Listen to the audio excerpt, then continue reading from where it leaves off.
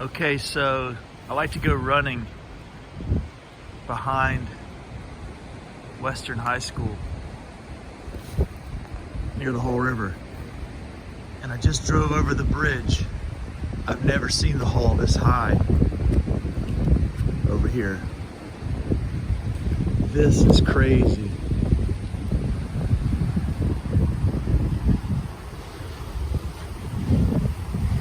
I don't know what they're calling for. I'm gonna check the news reports of the weather, but that's a lot of water coming down this river. I don't know what this means for eastern North Carolina. But check out those wires.